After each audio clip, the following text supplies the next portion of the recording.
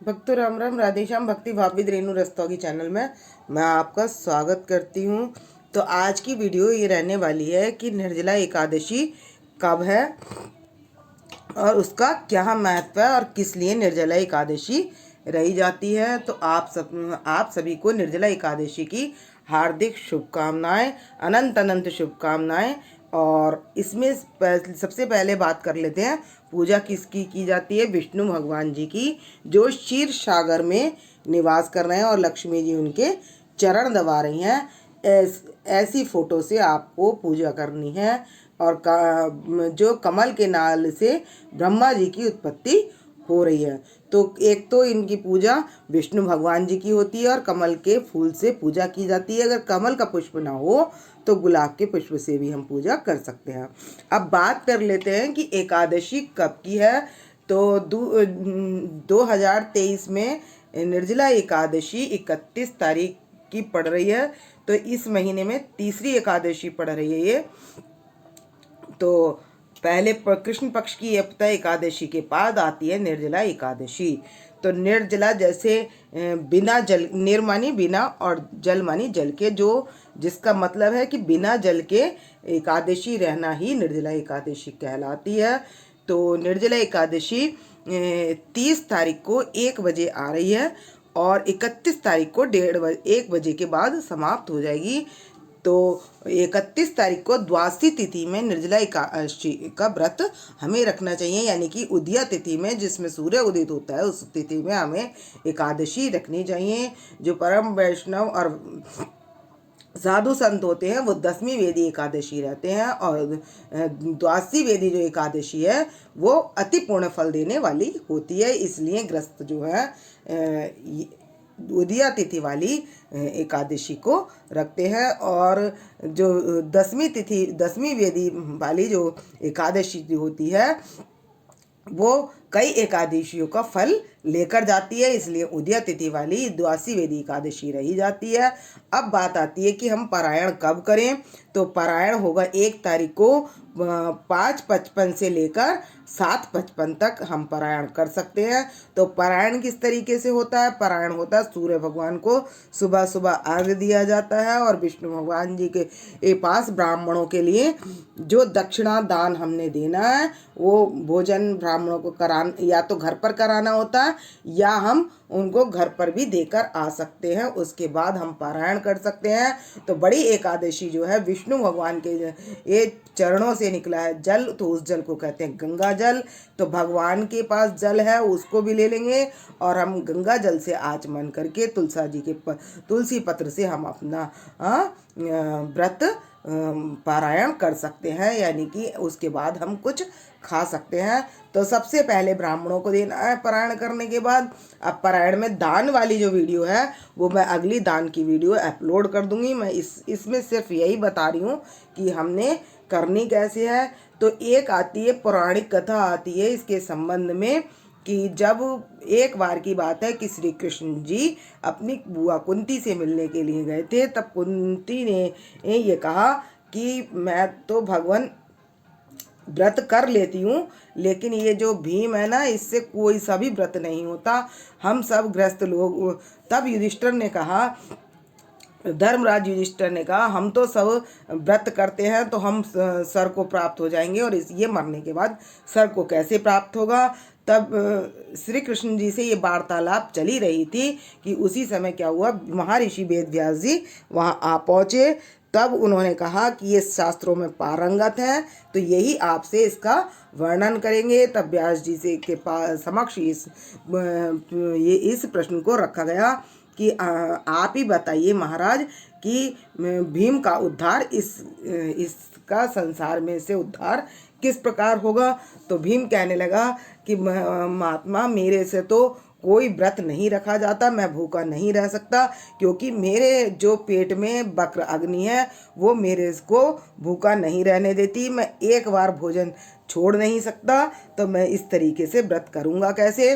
तब उन्होंने कहा कि तुम एक साल में एक व्रत आएगा जो तुम कर सकते हो। बोले किस तरीके से, कि वो आएगा निर्जला एकादशी। तो उसमें आपको बिना जल किए साल में एक ही बार व्रत रखना है। तो वो व्रत क्या करेगा, तुम्हें साल की 26 एकादशियों का फल एक निर्जला एकादशी के व्रत करने से मिल जाएगा। तब व्यास जी के समझाने पर भीम ने हाँ कर दी और उसको व्रत को किया। उस व्रत को करने के कारण ये एकादशी क्या एकादशी कहलाई, भीमसेनी एकादशी कहलाई। तो इसीलिए इसको भीमसेनी एकादशी भी कहते हैं। तो इसमें 26 एकादशियों का फल एक बार निर्जला एकादशी करने से मिल जाता है। सहस्त्र गुना फल गाय देने से जो फल प्राप्त होता है वो हमें इसी एकादशी से मिल जाता है, या और ये स्वर्ग की प्राप्ति भी हमें इसी एकादशी से हो जाती है। तो मनुष्य का उद्धार भी इस एकादशी से हो जाता है। अब बात आती है ये किस लिए छोड़ा जाता है अन्न छोड़ने का तरीका क्या है और क्यों छोड़ा जाता है अन्न, कि हम व्रत में अन्न ना खाएं। तो अन्न में भी पापों का वास होता है। अन्न में पाप का वास होने के कारण हमें एकादशी के लिए अन्न नहीं खाना चाहिए। साइंटिफिक रीज़न ये है कि हम रोज़ अन्न खाते हैं तो एक दिन 15 दिन में एक दिन अन्न ना खाने से क्या होती है, हमारी बॉडी डिटॉक्स होती है। तो हमें फलाहार इसलिए करना चाहिए, तो केवल फल ही खाने चाहिए। अब बॉडी डिटॉक्स कैसे होगी, जब हम शुद्ध फल ही खाएंगे तभी हमारी बॉडी डिटॉक्स होगी। ये नहीं कि हमने कोटू की पकौड़ी बना ली, कोटू के परांठे बना लिए, ये चीज़ें डिटॉक्स करने वाली नहीं है। ये तो अन्न का जगह ऑप्शनल एक चीज़ हो गई खाने के लिए, जो हम ऑप्शनल अन्न नहीं खा रहे तो हम खा लें। तो ये कोटू का आटा वगैरह ये इसलिए है, जैसे जो कि रोगी हैं और जिन्हें डायबिटीज़ है, मान लीजिए ब्लड प्रेशर है, कुछ बीमारियां उनको लगी हुई हैं और वो बिना खाए नहीं रह सकते। अगर वो खीरा वगैरह भी खाएंगे या फल फ्रूट खाएंगे तो उनको दिक्कत होगी। तो वो लोग कोटू का बनाकर कुछ ले सकते हैं। तो ये वृद्ध अवस्था वाले लोगों के लिए है, जो जिनकी तबीयत खराब है उनके लिए है। लेकिन जो स्वस्थ है वो निर्जल रहें, और जो कुछ कम स्वस्थ हैं भाई, जैसे कुछ प्रेग्नेंट महिलाएं हैं तो वो बिना कुछ खाए नहीं रह सकती, तो फिर वो जो है एक समय फल आहार कर सकते हैं। तो अब हमें क्या करना है, अपनी बॉडी को तैयार करना है कि हम निर्जल एकादशी रखने के लिए। तो निर्जल एकादशी रखने के लिए हमें क्या करना है, तो सबसे पहले हमें दृढ़ विश्वास करना है अपने श्याम जी पर या राधा रानी पर। हमें और क्या करना है, दूसरा काम हमें करना है नाम जप, क्योंकि कलयुग एक नाम आधारा, सुमर सर नर उतरे ही पारा। तो ये क्या है, नाम जप जो है वो हमें स्वर्ग की प्राप्ति करा देता है, नरकों से उद्धार करा देता है। और जो ये बड़े बड़े भक्त होते हैं उनकी 3 पीढ़ियों, जो नॉर्मल भक्त होते हैं उनकी 3 पीढ़ियों को पार करता है। जो बड़े बड़े भक्त होते हैं, प्रहलाद हुए और जैसे बलि हुए, इन्होंने 21 पीढ़ियों को तरवा दिया भगवान जी से। कि किसके कारण, सिर्फ एक ही नाम के कारण व्यक्ति अपने कुलों को तार सकता है। नाम में इतनी सामर्थ्य है, नाम इतना बलशाली है कि वो सभी को परास्त कर सकता है। यानी कि राम जी को पाने के लिए राम नाम ही एक जहाज है, जिस पर बैठकर व्यक्ति उसको पार कर सकता है। तो हमें सबसे ज़्यादा, जब नाम की महत्ता है तो हमें सबसे ज़्यादा नाम संकीर्तन करना है, नाम लेना है भगवान का।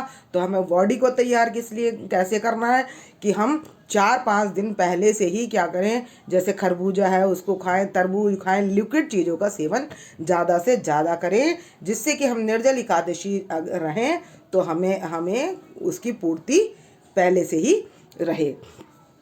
रात को जब हम निर्जला एकादशी के दिन से नियम लिया जाता है, नियम लेने के बाद ही ये इस व्रत को करा जाता है। तो मैं क्या नियम लेना चाहिए, क्या करना चाहिए, तो इसकी वीडियो मैं अगली अपलोड कर दूंगी अपने चैनल पर। तब तो ये व्रत क्यों किया जाता है, तो इस व्रत में दशमी के दिन से नियम लिया जाता है कि हम दशमी के दिन क्या कहा जाता है, भगवान से प्रण किया जाता है कि भगवान ये क्या है, कल एकादशी है और मेरी कोई सामर्थ्य नहीं है, आप अपनी सामर्थ्य से मुझे क्या करवा लीजिए, मुझसे एकादशी का व्रत करवा लीजिए। जैसा आप व्रत करोगे वैसा मेरे से भी व्रत करवा लेना। ये जो है अपने भगवान से, अपने लड्डू गोपाल जी से, अपनी राधा रानी से कहना होता है, जिससे कि वो हमारा व्रत खंडित ना हो। और खंडित होने के लिए सबसे पहले अपना अवतार कांटेक्ट अपने मोबाइल से छोड़ दीजिए और उस दिन नाम क्या करना है, ओम नमो भगवते वासुदेवाय का जाप कर सकते हैं, आपके गुरु मंत्र का है उसका जाप कर सकते हैं। राधे कृष्ण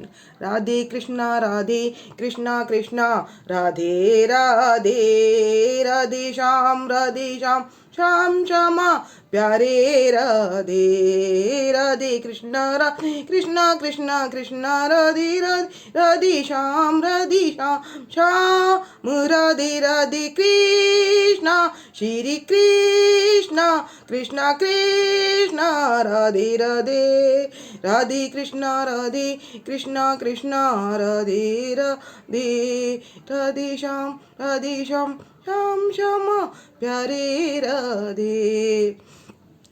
तो आप इस तरीके से नाम संकीर्तन भी कर सकते हैं और नाम संकीर्तन नाम ही फल देने वाला है। चाहे आप राधा, अगर आप इतने लंबे लंबे नहीं कर सकते तो आप राधा राधा रट सकते हैं, श्याम श्याम रट सकते हैं और ओम नमो भगवते वासुदेव का आप मुंह खोल कर ज़्यादा आवाज़ निकाल कर नहीं करना है, अंदर से करेंगे तो अजबा जाप हो जाएगा, यानी कि वो कई गुना फल प्राप्त कराने वाला होता है। अजपा जाप अगर हम खुला एक बार जाप करें मुंह से बोल के और वो 10 बार, वो ये 10 बार करें, वो एक बार करें तो बराबर बैठता है। इसलिए आप अपने मन को शांत रख के भगवान को बिठा करके वृंदावन की चरण रज लेकर दशमी के दिन और उसके साथ आप व्रत और विष्णु भगवान जी का ध्यान करके आप व्रत को धारण कर सकते हैं। तो ये दशमी से शुरू होता है, द्वादशी के दिन सुबह पारायण करने पर इस व्रत की समाप्ति होती है। तब ये व्रत पूर्ण होता है, तब हम अन्न जल ग्रहण करते हैं, जब हम ब्राह्मणों को दान देते हैं। तो आपको इसी तरीके से करना है। फ़ोन इसलिए मना किया है कि फ़ोन अगर ज़्यादा से ज़्यादा करेंगे, किसी की निंदा चुगली इन सब चीज़ों से हमें बचना है। तो हमें फ़ोन पर किसी से बात नहीं करनी है, सिर्फ हमें अपना राम भजन करना है। तो यही राम भजन हमसे निर्जला एकादशी का व्रत करवा लेता है और भगवान इस व्रत को पूर्ण कर देते हैं और भगवान बहुत संतुष्ट होते हैं अपने भक्तों के इस भाव से। तो आज की वीडियो में कि एकादशी क्यों की जाती है और किसका पूजन किया जाता है, पारायण कब करते हैं और इसका क्या फल प्राप्त होता है, तो ये है। अगली वीडियो में मैं नियम बताऊंगी और इसे किस तरीके से इस व्रत को रखना है।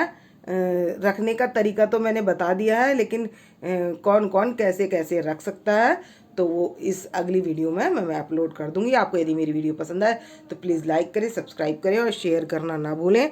भक्तों राम राम, राधे श्याम।